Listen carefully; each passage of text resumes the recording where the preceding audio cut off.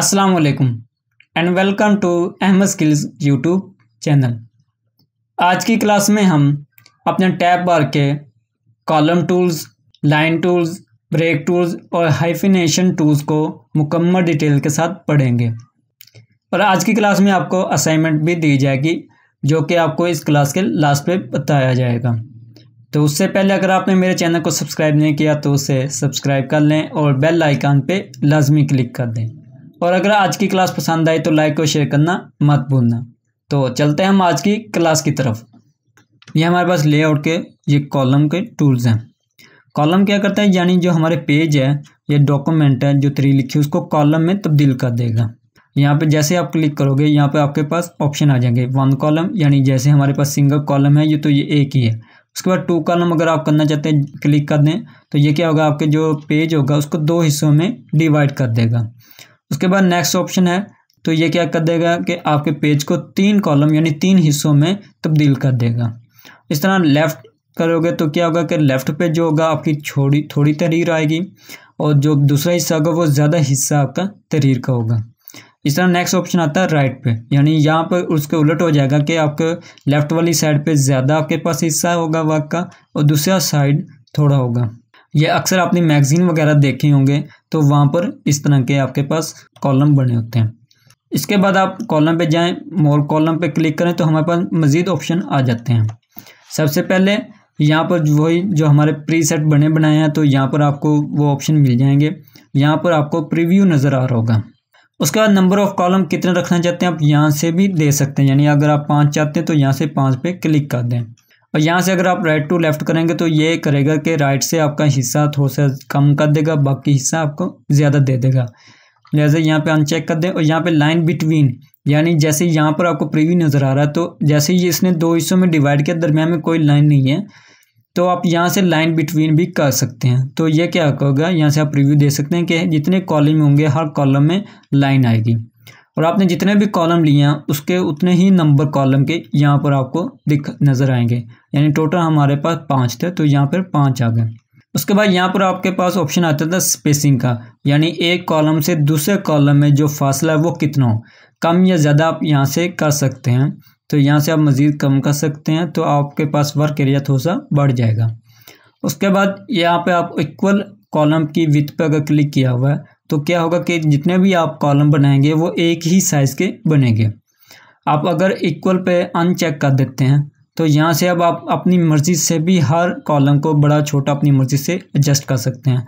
जैसे मैं यहाँ से कॉलम नंबर लास्ट वाला जो कॉलम है उसकी ज़रा साइज़ बढ़ाना चाहता हूँ तो आप यहाँ से साइज़ बढ़ा सकते हैं और ओके कर दें तो आप देख सकते हैं कि कॉलम 1 2 3 4 और ये 5 नंबर जो कॉलम है उसमें फासला थोड़ा सा ज़्यादा हो गया और इन सब में आपके कॉलम में लाइन भी है और फासला भी थोड़ा सा कम है। इसके बाद मैं इसको ज़रा अंडू कर देता हूँ, कंट्रोल जी से अंडू। अब मैं अगर सिर्फ इतना हिस्सा सेलेक्ट करता हूँ और सेलेक्ट करने के बाद मैं कॉलम के ऑप्शन पे जाता हूँ तो इतना हिस्सा करने के बाद अगर आप कॉलम पे जाते हैं तो ये क्या होगा कि जितना आपने सेलेक्ट किया होगा सिर्फ उतने हिस्से को आपको डिवाइड करेगा कॉलम में। इसके बाद अगर हम मज़ीद ऑप्शन पे जाते हैं मोर कॉलम पर तो यहाँ पर आपको ऑप्शन आते होंगे अप्लाई टू, तो यहाँ पे आप क्लिक करके अगर होल पे कर देते हो तो ये सारे ही आपके मुकम्मल डॉक्यूमेंट पे अप्लाई हो जाएंगे। तो यहाँ से अगर आप 3 करके ओके कर देते हैं तो ये होल पर आपके अप्लाई हो जाएंगे। इसके बाद नेक्स्ट ऑप्शन आता है हमारे पास ब्रेक का। तो ब्रेक क्या करता है कि हमारे जो पेज आता है उसको तोड़ देता है, जैसे नाम से ही पता चल रहा है ब्रेक यानी तोड़ना। तो ये हमारे पेज को तोड़ेगा, यानी मतलब क्या है कि हमारे जहाँ पर आपने कर्सर रखा है, यानी फॉर एग्जांपल मैंने यहाँ पे कर्सर रखा है तो यहाँ से जैसे ही मैं ब्रेक के ऑप्शन पे क्लिक करूँगा तो ये क्या करेगा, इस हिस्से को छोड़कर बाकी जो आगे हिस्सा आ रहा है उसको अगले पेज पर ले जाएगा। जैसे मैं यहाँ पे पेज पे ब्रेक पे क्लिक करता हूँ तो आप देख सकते हैं कि मेरे उतने हिस्से को इसने रहने दिया, बाकी हिस्से को नेक्स्ट पेज पे उसने कन्वर्ट कर दिया। इसके बाद नेक्स्ट चलते हैं हमारा कॉलम ब्रेक से क्या होता है, जैसे हमारे पेज ब्रेक था तो इससे क्या होता है कि जो हमारा पेज ही ब्रेक हो गया था, यानी यहाँ से उसने अपनी तहरीर मेरी उठाकर अगले पेज पर ले गया था, उसको ब्रेक कर दिया था। तो ये कॉलम वाइज होगा, यानी जैसे हमारे 3 कॉलम हैं, जैसे मैं यहाँ से ब्रेक करूँगा तो ये वाली तहरीर मेरी अगली कॉलम में जाएगी। जैसे मैं यहाँ से कॉलम पे क्लिक करता हूँ ये देख सकते हैं यहाँ से मेरी जो डाटा है वो नेक्स्ट कॉलम में चला गया। कंट्रोल जी करके मैं अंडू कर देता हूँ। उसके बाद नेक्स्ट ऑप्शन आता है टेक्स्ट रैपिंग। यानी अगर हमारे यहाँ पे कोई शेप्स हो या पिक्चर हो, यानी मैं इंसर्ट कर देता हूँ कोई भी पिक्चर। फॉर एग्जाम्पल ये मेरा एक ऑब्जेक्ट है, यानी कोई पिक्चर आ गई, इसको हम डिटेल के साथ आगे पढ़ेंगे इस चीज़ को। तो यहाँ से मैं अपना कंट्रोल A करके ऑल डॉक्यूमेंट को 2 कॉलम में तब्दील कर देता हूँ। इसके बाद आप देख सकते हैं जो मेरा ऑब्जेक्ट या पिक्चर है, जो तहरीर आ रही है वो उसके इर्द गिर्द आ रही है।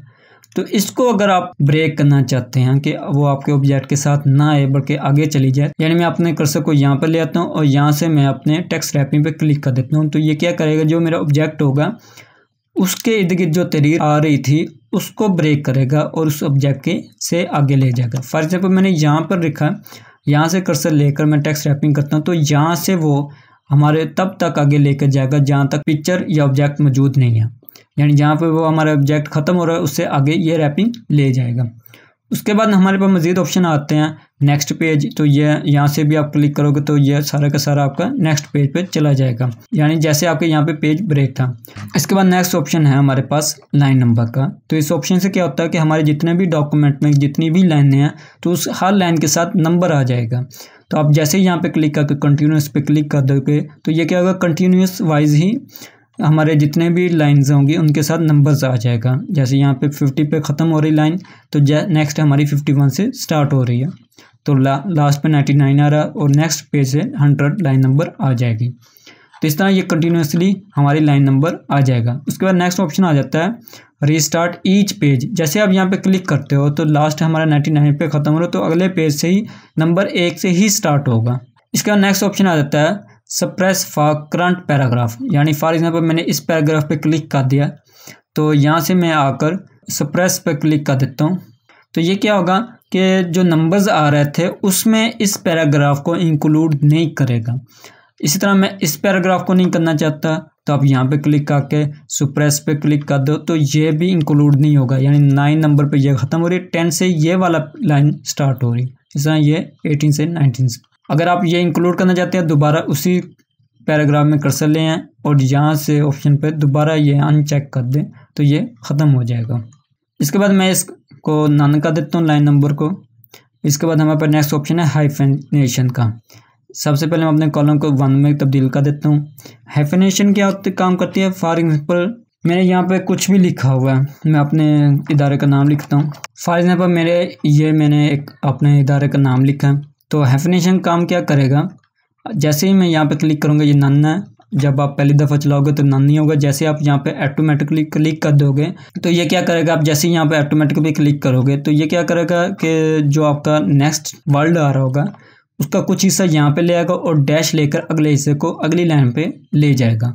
अगर आप यहाँ से नन कर दोगे तो ये करेगा, जो बाकी हिस्सा है उस वहाँ पे कोई भी तहरीर नहीं आएगी, उसको डायरेक्ट अगले पे पूरा का पूरा वर्ड ले जाएगा।